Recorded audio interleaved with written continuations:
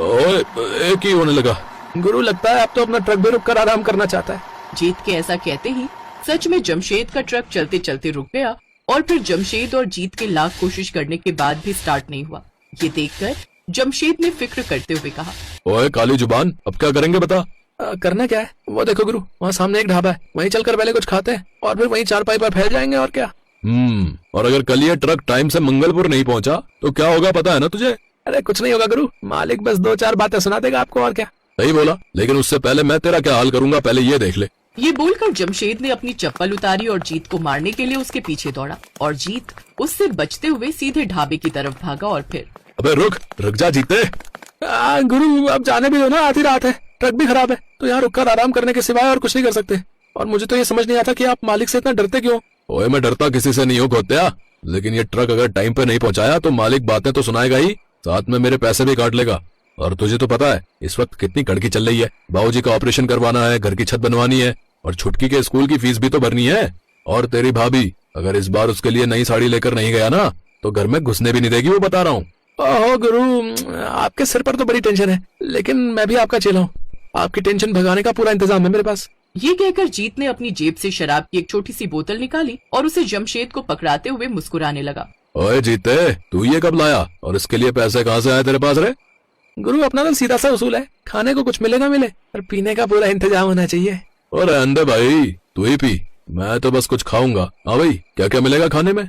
भाई रात का 1 बज रहा है, अब क्या मिलेगा खाली बर्तनों और कच्चे माल के अलावा? है ये तो गड़बड़ हो गई गुरु। 1 मिनट, क्या कहा आपने? खाली बर्तन और कच्चा माल? कच्चे माल में चिकन है क्या? हाँ चिकन तो आज शाम ही मंगवा कर रखा है, लेकिन वो कल के लिए है। अभी तो सारे बावर्ची काम निपटा कर घर चले गए हैं, अब कुछ ना बन पाएगा। ऐसे कैसे नहीं बनेगा, आपको एक बावर्ची चाहिए ना, वो हम आपको देते हैं। अरे आपको नहीं पता हमारे गुरु क्या गजब का चिकन बनाते हैं। ओए क्या बोल रहा है? मैं क्यों पकाऊंगा बे? क्योंकि भूख के मारे मेरा पेट फटा जा रहा है गुरु, मान जाओ ना। और वैसे भी ट्रक की चिंता में आप सोओगे तो हो नहीं, तो चिकन ही बना लो। आपका मेरा और क्या पता इस ढाबे का भी कुछ भला हो जाए। जीत के जिद करने पर जमशेद उस ढाबे की रसोई में चिकन पकाने के लिए मान जाता है।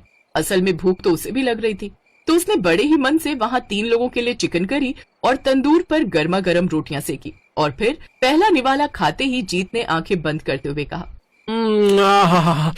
भाई वाह, मजा आ गया गुरु, कसम से।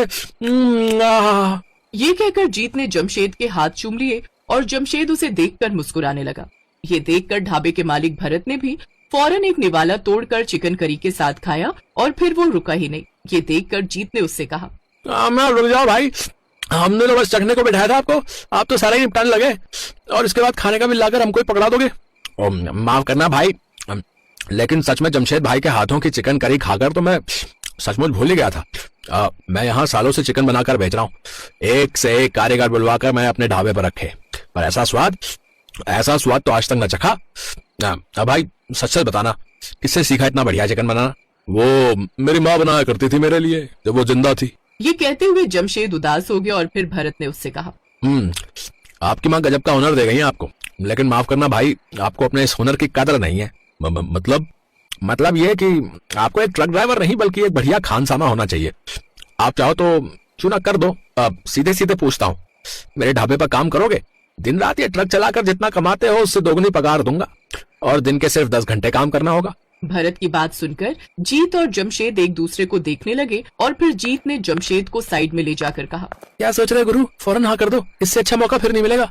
लेकिन अपना ट्रक, उसका क्या होगा? फिलहाल इसे लेकर मैं चला जाऊंगा और इस डिलीवरी के बाद इसे खड़ा कर दूंगा घर ले जाकर। और मुझे ना ये भरत सही आदमी लग रहा है, आपके साथ साथ मैं भी यहीं पर काम पे लग जाऊंगा, दोनों मिलकर खूब पैसा छापेंगे और फिर सारी परेशानियां दूर। जमशेद को अपना ट्रक ड्राइविंग का काम छोड़ने का मन तो नहीं था, लेकिन फिलहाल उसे पैसों की जरूरत थी और ज्यादा पैसे कमाने का ये अच्छा मौका था। उसने भरत को हाँ कह दिया और अगले ही दिन से उसके ढाबे पर चिकन की कई डिशेस बनाने लगा। मेन हाईवे पर होने की वजह से भरत के ढाबे पर हर रोज कई बसें और गाड़ियां आकर रुकती थी, इसीलिए ग्राहकों की कमी नहीं थी उसके पास। और अच्छी बात यह थी कि वहां आने वाले हर ग्राहक को जमशेद के हाथों का स्वाद बहुत ही पसंद आ रहा था। भरत ने कुछ ही दिनों के अंदर अपने खाने का रेट दुगना कर दिया। उसके बावजूद ग्राहकों की तादाद बढ़ती ही गई और फिर एक दिन, भरत भाई ये चिकन खराब है, हमें इसे वापस करना पड़ेगा।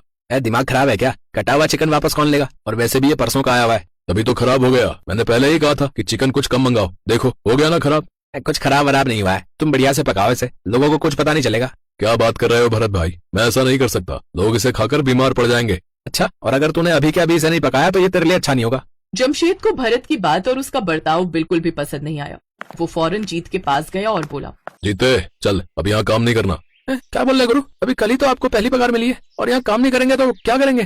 फिर से ट्रक चलाने का इरादा क्या हाँ, ट्रक भी चलाऊंगा और चिकन करी भी बनाकर बेचूंगा। है? मतलब? जमशेद के दिमाग में पूरी योजना तैयार थी। वो जीत के साथ जाकर अपना ट्रक वापस ले आया और उसी ट्रक पर उसने भरत के ढाबे के ठीक सामने एक नया ढाबा खोल दिया। जमशेद के इस चलते फिरते ढाबे पर लोगों की भीड़ पहले ही दिन से जमा होने लगी, क्योंकि जमशेद के पास पकाने के हुनर के साथ साथ एक ईमानदार दिल भी था, जो किसी भी सूरत में अपने ग्राहकों के साथ बेईमानी नहीं कर सकता था। दूसरी तरफ भरत के पास अब हाथ मलने के सिवाय कोई चारा नहीं था, क्योंकि अब ना तो उसके पास जमशेद जैसा बढ़िया बावर्ची था और ना ही ग्राहक।